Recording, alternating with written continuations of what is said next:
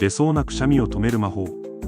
会議中や電車の中、静かにしたい時に限って出そうになるくしゃみ。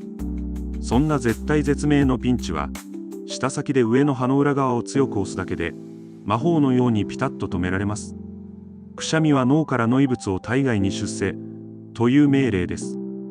しかし、舌で口の中を強く刺激すると、脳は口の中に新しい刺激が来たとそちらを優先して処理しようとします。その結果、くしゃみの命令がかき消されてしまうという仕組みです。皆さんが知っているピンチを切り抜ける面白い裏技があったら、ぜひコメントで教えてください。